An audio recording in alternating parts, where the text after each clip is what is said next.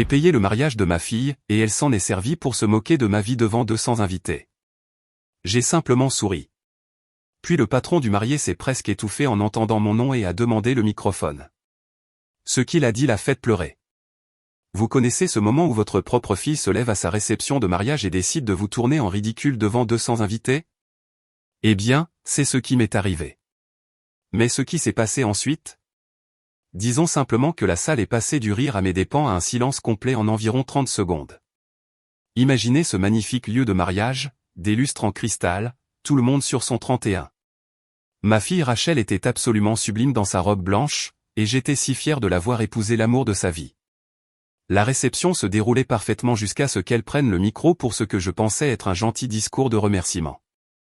Au lieu de cela, elle a souri à la foule et a dit « Je veux parler de ma mère une minute ». Elle traverse ce que j'appellerais une crise de la soixantaine. La salle a gloussé. À 60 ans, elle a décidé qu'elle voulait bâtir un empire. Elle a même fait des guillemets avec ses doigts et les rires se sont intensifiés. On n'arrête pas de lui dire qu'elle devrait se comporter comme quelqu'un de son âge, mais elle n'écoute pas. J'étais assise là, souriant, mourant de l'intérieur tandis que 200 personnes riaient de ma prétendue crise de la quarantaine. Mais ce qu'aucun d'eux ne savait, y compris ma propre fille, c'est que pendant qu'ils se moquaient tous de la vieille folle qui essayait de jouer à l'entrepreneur, la personne la plus puissante de cette salle était assise tranquillement à la table 6. Parce que voyez-vous, la suite a impliqué que le patron du nouveau mari de Rachel se lève, s'étouffant presque avec son champagne en me regardant, choqué, et en prononçant 5 mots qui ont tout changé. Mais pour comprendre comment le mariage de ma fille s'est transformé en le moment de revanche le plus satisfaisant de toute ma vie, je dois vous ramener 2 ans en arrière, lorsque tout cela a commencé. Avant de continuer, veuillez laisser un commentaire nous disant d'où vous regardez et abonnez-vous à la chaîne. Nous créons une communauté de personnes incroyables qui savent que nos meilleurs chapitres peuvent se produire à tout âge. Maintenant, retour à l'histoire. 2 ans plus tôt, j'étais Diana Thompson, 60 ans, fraîchement divorcée et, honnêtement, je me sentais assez perdu. Après 30 ans de travail comme chef de bureau, j'avais été licencié lors de la restructuration de l'entreprise, ce qui, soyons honnêtes, signifie généralement qu'ils ont remplacé les employés plus âgés par des plus jeunes et moins chers. Pour la première fois depuis des décennies, j'étais vraiment seul. Rachel avait 32 ans et vivait avec son fiancé, Jake. Mon ex-mari s'était remarié avec quelqu'un de 15 ans sa cadette, car apparemment c'est ce que font les hommes pendant leur véritable crise de la quarantaine. Et moi, j'étais là, assise dans mon petit appartement, à me demander ce que diable j'étais censé faire du reste de ma vie. Mais voilà ce qu'il en est d'avoir 60 ans et d'être soudainement au chômage. Vous avez 2 choix. Vous pouvez soit accepter que vos meilleures années sont derrière vous, soit décider que toutes ces années d'expérience valent peut-être quelque chose. J'ai choisi la deuxième option. J'ai lancé une entreprise de conseil pour aider les petites entreprises avec leurs opérations et leur efficacité. Rien de glamour, juste utiliser les compétences que j'ai développées pendant 3 décennies à faire tourner des bureaux sans accroc. Je l'ai appelé DT Enterprises.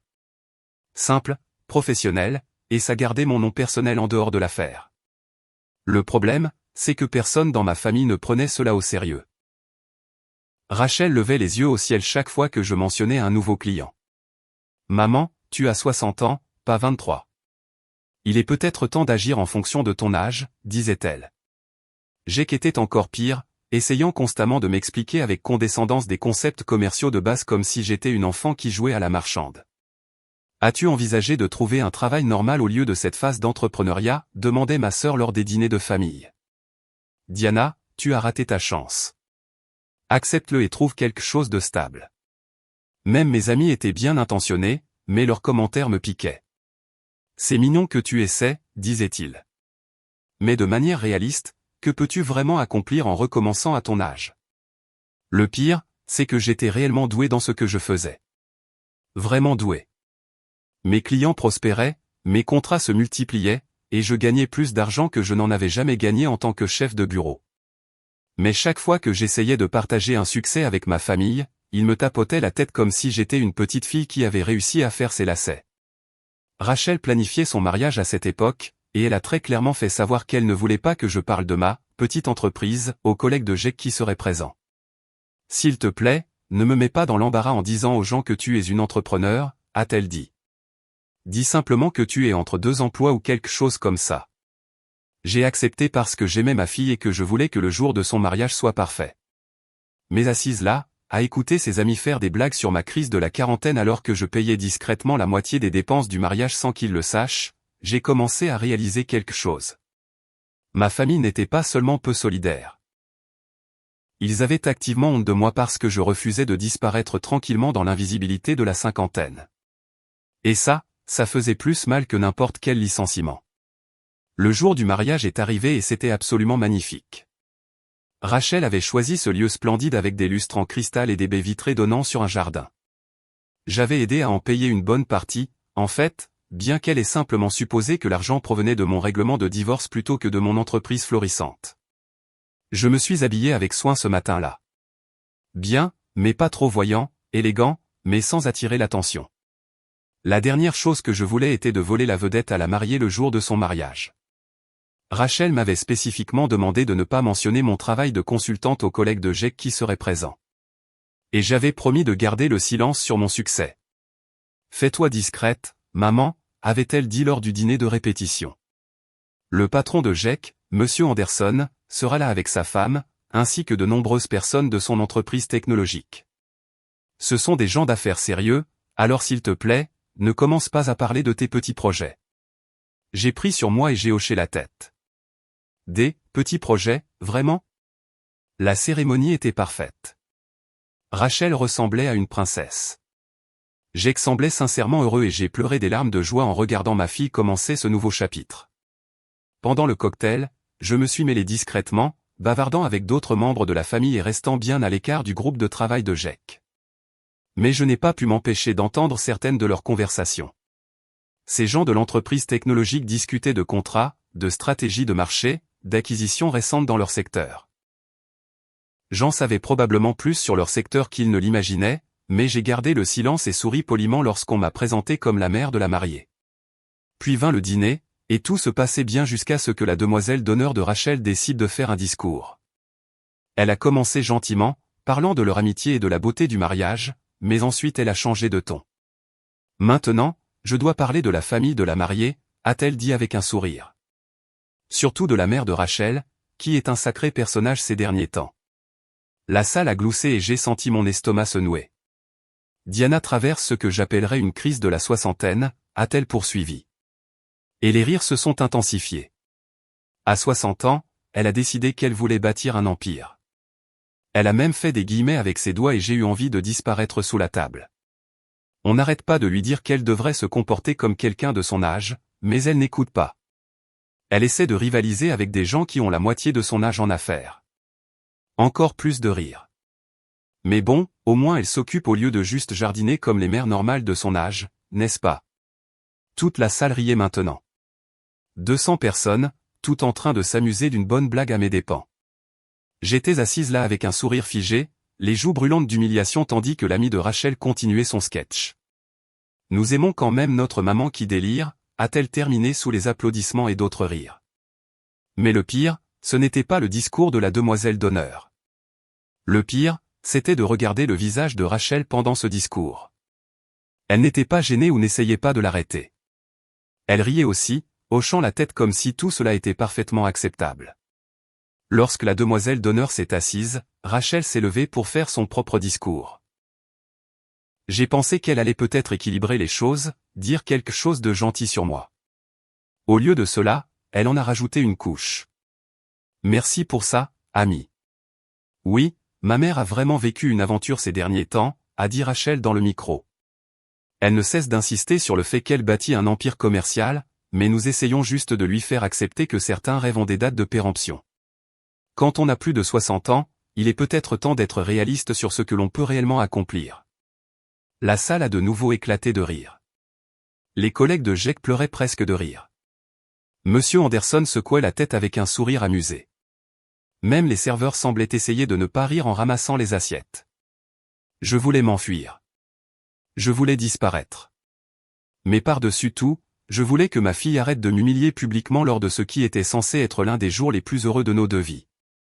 Mais nous soutenons quand même le passe-temps de maman, a poursuivi Rachel. Même si cela signifie l'écouter parler de réunions avec des clients et de stratégies commerciales comme si elle était une sorte de PDG. La façon dont elle l'a dit, avec une telle moquerie méprisante, a finalement brisé quelque chose en moi. Ce n'était pas seulement un manque de soutien. C'était cruel. Et cela se passait devant toutes les personnes importantes pour la carrière de son nouveau mari. Des gens qui auraient pu être des contacts précieux pour ma véritable entreprise s'ils avaient su la vérité. Alors que Rachel terminait son discours sous un tonnerre d'applaudissements, je me sentais complètement anéanti. Ce n'était pas juste un manque de soutien. C'était cruel, et ça se passait devant tous ceux qui comptaient pour la carrière de son nouveau mari. J'ai décidé que j'avais eu assez d'humiliation pour une soirée. Je m'éclipserai discrètement après le dîner, peut-être en prétextant un malaise. La dernière chose que je voulais, c'était de causer plus de drame le jour spécial de Rachel, même si mon cœur était complètement brisé. Après le discours de Rachel, je pensais que le pire était passé. J'avais tort. Les gens ont commencé à s'approcher de ma table avec le genre de sympathie condescendante qui me donnait la chair de poule. Bravo à vous d'essayer quelque chose de nouveau à votre âge, a dit l'une des tantes de Jake, en me tapotant l'épaule comme si j'étais une courageuse petite fille qui avait tenté de faire du vélo. Il n'est jamais trop tard pour poursuivre ses rêves, même les plus petits, a ajouté un autre invité avec un sourire condescendant. Ma voisine a commencé à vendre des bijoux à 60 ans, elle a gagné près de $300 l'année dernière. Les collègues de Jake étaient encore pires. Quand quelqu'un me présentait comme la mère entrepreneur de la mariée, il hochait poliment la tête et changeait immédiatement de sujet. Je pouvais presque les voir penser, « Oh, une autre femme d'âge mûr avec une petite activité d'appoint. » L'un d'eux a même dit, « C'est merveilleux. » Ma belle-mère a commencé à faire de l'artisanat sur Etsy. Ça l'occupe. Comme si j'étais une sorte de cas social qui avait besoin de passe-temps pour remplir ses journées vides. Mais le pire moment est arrivé quand Jake m'a prise à part pendant le cocktail. « Diana, merci d'être si bonne joueuse pour les discours, » a-t-il dit. Je sais que Rachel s'amusait juste, mais je ne voulais pas que tu te sentes mal à propos de ton truc de conseil. Mon truc de conseil, ai-je répété. Oui, tu sais, je veux dire, c'est super que tu restes active et que tu essaies de nouvelles choses, mais j'espère que tu ne te mets pas trop de pression pour en faire quelque chose de grand. À ton âge, il s'agit vraiment plus de rester engagé que de construire une carrière, n'est-ce pas? Je l'ai regardé fixement. C'était mon gendre. C'était l'homme que ma fille avait choisi pour passer sa vie, et il me disait en gros de rester à ma place. Jake, ai-je dit prudemment. Que penses-tu exactement que je fais? Il a haussé les épaules. Une sorte de conseil pour les petites entreprises. Rachel a mentionné que tu aidais les magasins locaux avec leur paperasse ou quelque chose comme ça, ce qui est bien. Chaque petit geste compte quand on recommence plus tard dans la vie. Magasins locaux, paperasse, recommencer plus tard dans la vie. J'ai hoché la tête et je me suis excusé pour aller aux toilettes, où je me suis assise dans une cabine et j'ai essayé de ne pas pleurer. Ma propre famille pensait que j'étais une amatrice qui jouait aux affaires. Ils n'avaient aucune idée qu'au cours des 18 derniers mois, j'avais acquis 6 entreprises. 6, y compris une grande entreprise technologique qui valait probablement plus que tout ce que Jake gagnerait dans toute sa carrière. Quand je suis revenu, j'ai entendu Rachel parler à l'une de ces demoiselles d'honneur près du bar. Pauvre maman, disait Rachel. Elle est tellement perdue depuis le divorce. Tout ce truc d'entreprise, c'est juste sa façon de se sentir à nouveau importante. Nous n'avons pas le cœur de lui dire que ça ne deviendra jamais rien de réel. C'est si triste, a répondu son ami. Mais au moins, elle s'occupe au lieu de devenir une de ces mères au foyer déprimées qui appellent leurs enfants tous les jours. Exactement. Et honnêtement, je préfère qu'elle joue à l'entrepreneur plutôt qu'elle se remette à fréquenter des hommes. Tu imagines? Elles ont toutes les deux ri, et quelque chose en moi s'est brisé. Il ne s'agissait plus seulement d'être sous-estimé. Ma propre fille croyait sincèrement que j'étais une femme d'âge mûr pathétique, cherchant désespérément à être pertinente. Elle pensait que mon succès était imaginaire, que mes ambitions étaient délirantes, et que mes réalisations n'étaient que de tristes tentatives pour me sentir importante. L'ironie était dévastatrice.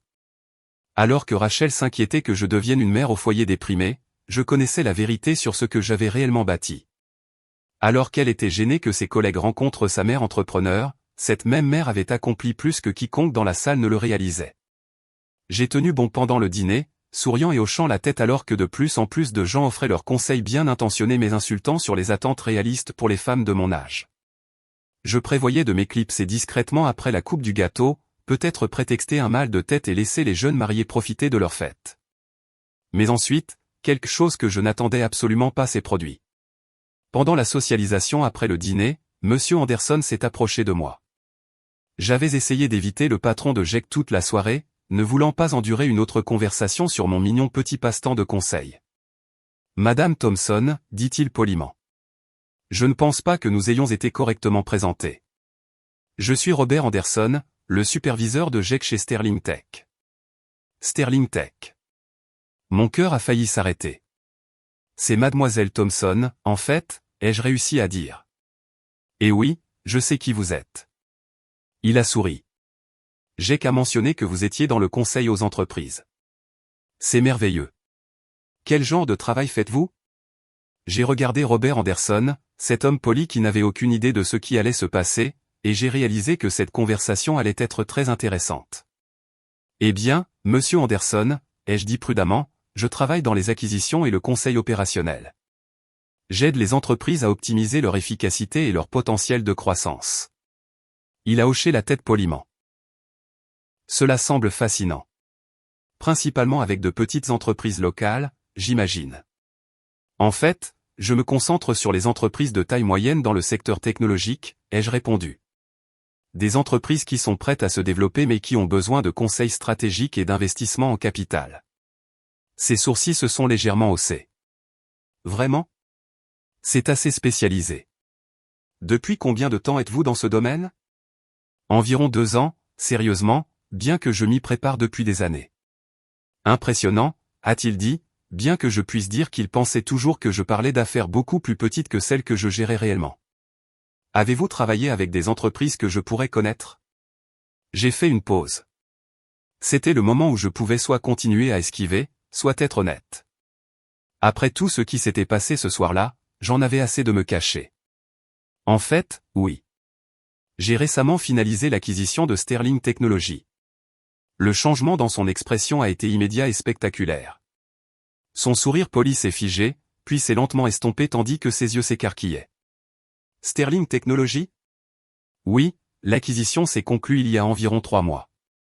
Il m'a regardé longuement et j'ai vu les pièces du puzzle s'assembler dans son esprit. Attendez une minute. Sterling Technologies a été racheté par DT Enterprises. Sa voix se faisait plus basse. Vous ne me dites pas que... Je suis D.E. Thompson. Oui. La couleur a quitté son visage. Vous êtes la D.E. Thompson. La D.E. Thompson qui a acquis Sterling. C'est bien moi. Il a failli laisser tomber sa coupe de champagne. Oh mon Dieu. Oh mon. Je n'en avais aucune idée. Je veux dire, quand Jack a dit que sa belle-mère était dans le conseil, je n'aurais jamais imaginé. Il bafouillait maintenant, complètement décontenancé. Mademoiselle Thompson, je suis tellement désolé. Si j'avais su. Ce n'est rien, Monsieur Anderson. Je garde délibérément un profil bas. Mais il n'allait pas bien. Il paniquait clairement, passant la main dans ses cheveux.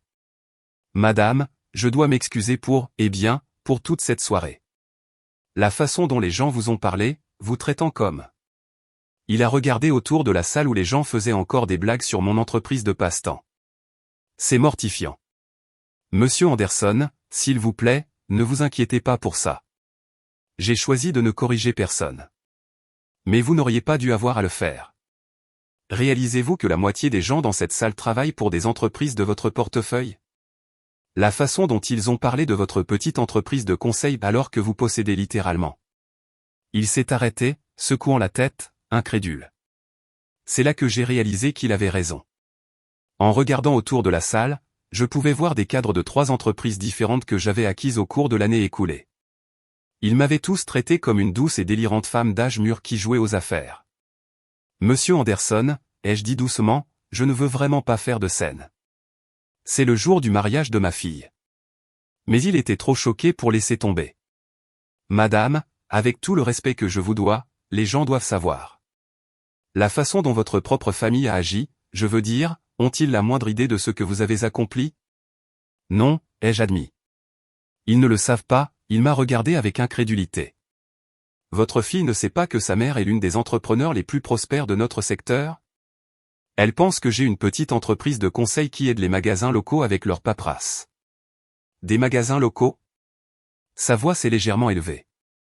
Puis il s'est repris et l'a baissé à nouveau. Mademoiselle Thompson, vous avez acquis 6 entreprises en 18 mois. Vous gérez un portefeuille de 50 millions de dollars. Vous n'êtes pas seulement prospère, vous êtes une figure incontournable du secteur. Je pouvais voir d'autres personnes commencer à remarquer notre conversation intense. Jake jetait un coup d'œil avec une expression curieuse, se demandant probablement pourquoi son patron parlait si sérieusement avec sa belle-mère, l'entrepreneur amateur. Monsieur Anderson, s'il vous plaît, ai-je dit. Je ne veux vraiment pas détourner l'attention de Rachel et Jake ce soir. Mais je pouvais voir la lutte interne sur son visage. En tant que professionnel des affaires, il était clairement horrifié par la façon dont j'avais été traité. En tant que personne travaillant dans un secteur où la réputation et le respect comptaient énormément, il ne supportait pas de me voir rejeté et moqué. Je comprends votre inquiétude pour votre fille, a-t-il dit finalement. Mais mademoiselle Thompson, ce qui se passe ici n'est pas juste. Ces gens ne vous doivent pas seulement le respect en tant que personne. Ils vous doivent le respect en tant que leur patronne. Leur patronne? Jake travaille pour Sterling Technologies, que vous possédez maintenant. Les Henderson là-bas, ils travaillent pour Quantum Solutions. Vous avez acquis cela en janvier. Le couple Patel, Dataflow System. C'était votre acquisition de mars. Il a fait un geste dans la salle. La moitié des chèques de paie de ces personnes proviennent finalement d'entreprises que vous contrôlez, et ils font des blagues sur votre crise de la quarantaine. J'ai ressenti un étrange mélange de revanche et de tristesse. C'était la preuve que j'avais bâti quelque chose d'important, quelque chose qui comptait, mais cela mettait aussi en lumière à quel point ma propre famille m'avait complètement mal jugé et sous-estimé. Ce qui est vraiment troublant, a poursuivi Anderson, c'est que le discours de votre fils est essentiellement moqué de vous pour avoir des ambitions commerciales irréalistes. Mais vous n'avez pas du tout été irréaliste. Vous avez eu un succès incroyable. Elle ne le sait tout simplement pas, Jake nous regardait définitivement maintenant. Et il a commencé à s'approcher. Tout va bien ici, a-t-il demandé avec un sourire légèrement nerveux. Vous deux semblez avoir une conversation assez intense. Anderson m'a regardé, demandant clairement la permission avec ses yeux. J'ai légèrement hoché la tête. J'en avais assez de me cacher. Jake, a dit Anderson prudemment. J'apprenais juste à mieux connaître l'entreprise de conseil de votre belle-mère. Oh, ça, a dit Jake avec un petit rire méprisant. Oui, Diana s'essaie au monde des affaires. C'est assez mignon à quel point elle prend ça au sérieux.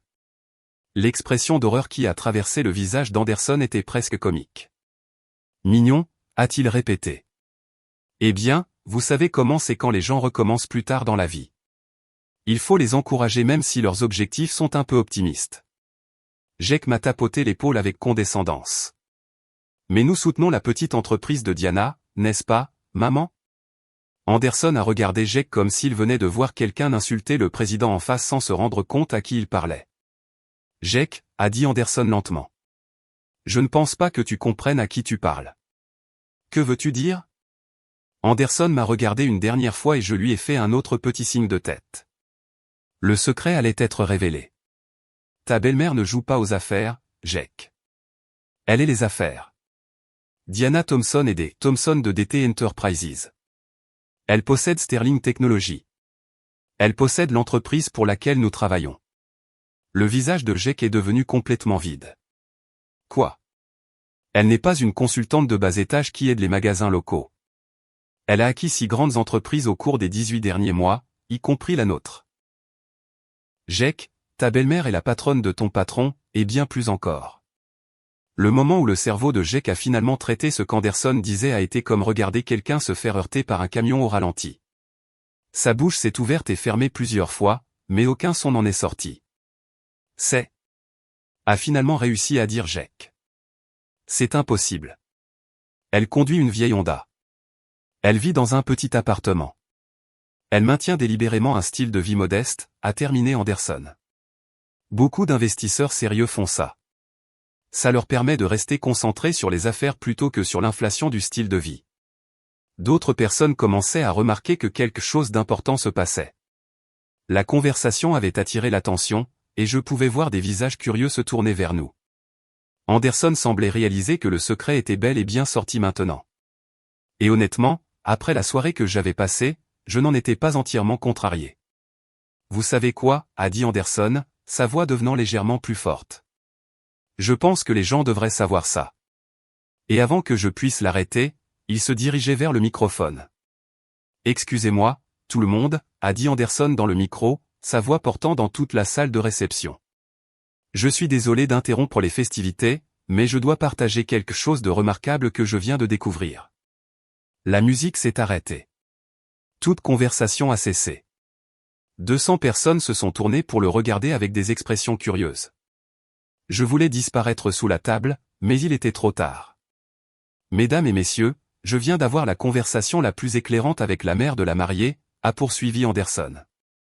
Je dois présenter mes excuses à tout le monde ici et surtout à mademoiselle Diana Thompson pour un grave malentendu. Rachel regardait Anderson avec confusion, se demandant probablement pourquoi le patron de son nouveau mari parlait de moi à sa réception de mariage. Vous voyez, nous avons tous traité mademoiselle Thompson comme si elle était une sorte d'amatrice s'amusant à faire des affaires en passe-temps. Nous avons été condescendants avec elle, nous avons méprisé ses réalisations, et franchement, nous avons été incroyablement impolis. La salle était maintenant dans un silence de mort. Je pouvais sentir tous les yeux de la salle se tourner vers moi. Ce que nous n'avions pas réalisé, la voix d'Anderson s'est faite plus forte, c'est que Diana Thompson est en fait des Thompson, la fondatrice et PDG de DT Enterprises. C'est l'une des entrepreneurs les plus prospères de notre secteur. Des halètements ont résonné dans la salle. Quelqu'un a laissé tomber une fourchette. J'ai entendu Rachel émettre un petit son étranglé. Rien qu'au cours des 18 derniers mois, Madame Thompson a acquis 6 grandes entreprises, y compris Sterling Technologies où je travaille en tant que directeur des opérations. La voix d'Anderson portait une note d'étonnement. Elle a bâti un portefeuille d'affaires de 50 millions de dollars. Pendant que nous la traitions comme si elle jouait à la poupée. Le silence était assourdissant. Puis ce fut la confusion générale. Quoi, a crié Rachel assez fort pour que tout le monde dans la salle l'entende. Les gens ont commencé à parler tous en même temps. J'ai vu les Henderson se chuchoter frénétiquement. Ils avaient été parmi les plus condescendants à propos de ma mignonne petite entreprise. Les Patel avaient l'air d'avoir vu un fantôme. Jake était toujours là, la bouche bée comme un poisson. De plus, a poursuivi Anderson, clairement sur sa lancée maintenant. Je dois souligner qu'environ la moitié des personnes dans cette salle travaillent en fait pour des entreprises que mademoiselle Thompson possède désormais. Donc, quand nous avons fait des blagues sur ces rêves d'affaires irréalistes, nous nous sommes essentiellement moqués de notre propre patronne. C'est là que la véritable panique s'est installée. J'ai regardé des cadres et des employés essayer frénétiquement de se souvenir de chaque commentaire méprisant qu'ils m'avaient fait tout au long de la soirée. L'homme qui m'avait comparé à sa tante artisane avait l'air sur le point d'être malade. Rachel me regardait avec une expression que je n'avais jamais vue auparavant. Un choc complet mêlé à quelque chose qui aurait pu être de l'horreur. « Maman », dit-elle, sa voix à peine audible par-dessus le bruit de la foule. « C'est vrai ?» Avant que je puisse répondre, Anderson a de nouveau parlé. « Je pense que mademoiselle Thompson devrait être celle qui répond à cette question. » Il m'a tendu le microphone.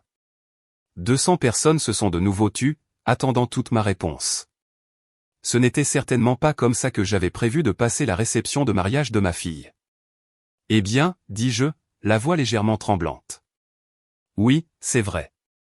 Je suis des Thompson de DT Enterprises.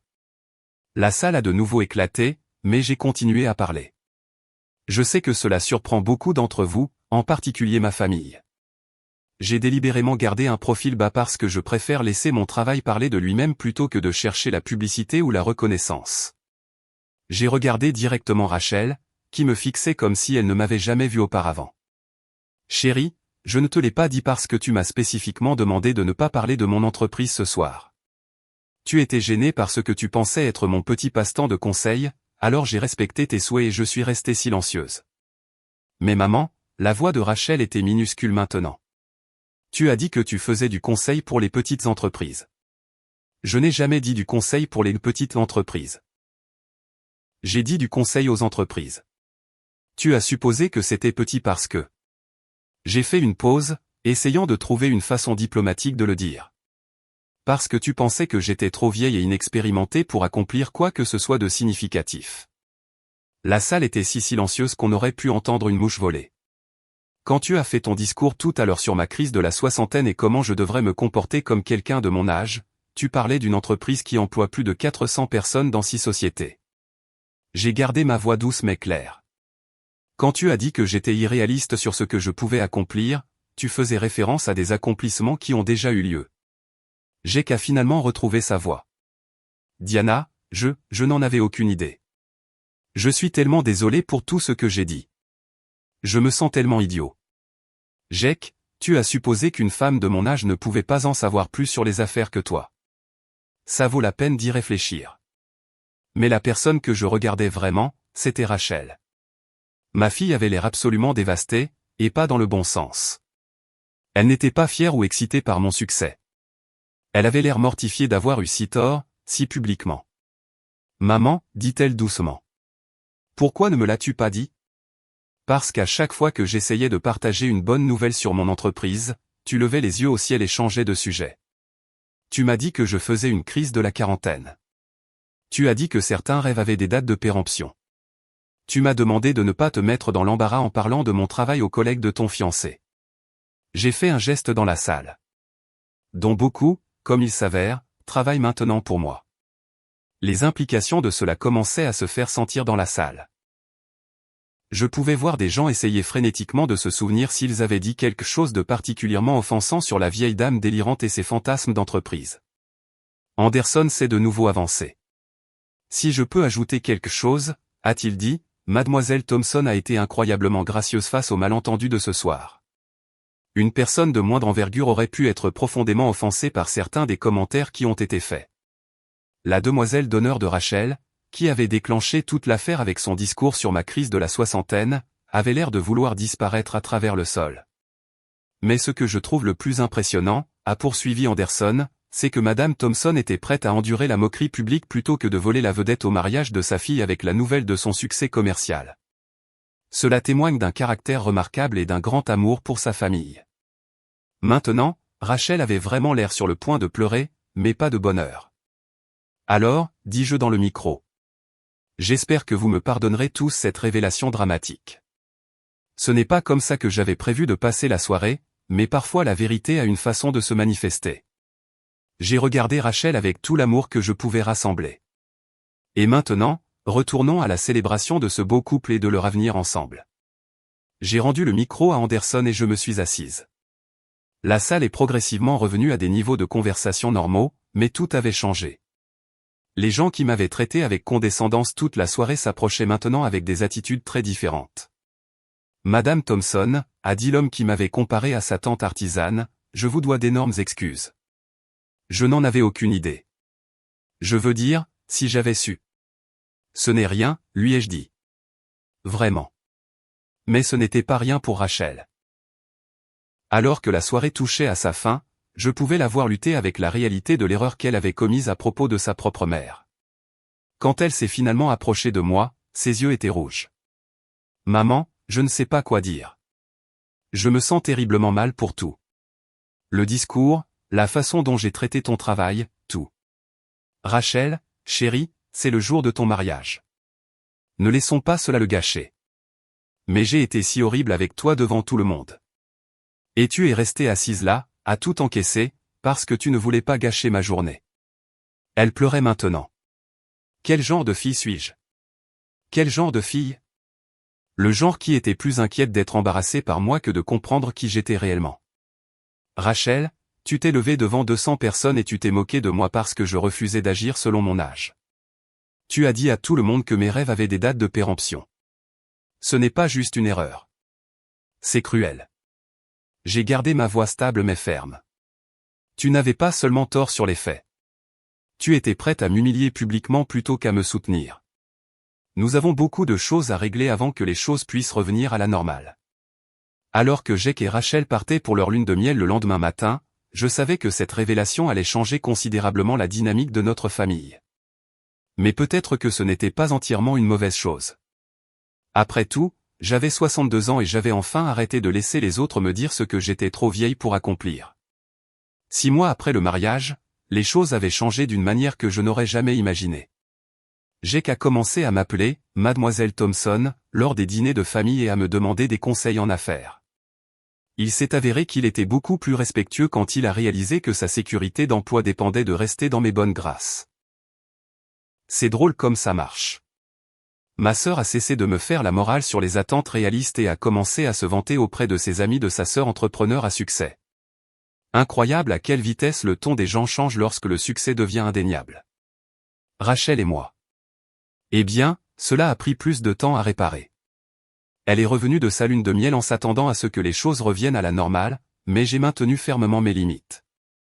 Nous avons commencé une thérapie familiale.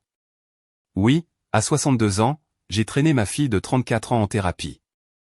Il s'avère qu'être une femme d'affaires puissante signifie que vous n'avez pas à accepter d'être maltraitée par qui que ce soit, y compris votre famille. La meilleure partie ? 3 de mes invités au mariage m'ont approché par la suite pour des contrats de conseil. Apparemment, être publiquement révélé comme une puissance des affaires est un excellent marketing. Qui l'eût cru ? Etage M. Anderson, il est devenu l'un de mes cadres les plus fiables. Parfois, les meilleures relations d'affaires commencent avec du champagne et un choc total. De nos jours, quand les gens me posent des questions sur mon changement de carrière tardif, je souris simplement. Parce qu'à 62 ans, j'ai appris la leçon commerciale la plus importante de toutes, ne jamais sous-estimer une femme qui a décidé qu'elle en avait assez d'être sous-estimée. Voilà donc mon histoire. J'aimerais savoir ce que vous en pensez. L'embarras public de Rachel à son propre mariage était-il une vengeance justifiée, ou aurais-je dû gérer la révélation différemment ? Dites-le moi dans les commentaires et abonnez-vous pour plus d'histoires comme la mienne.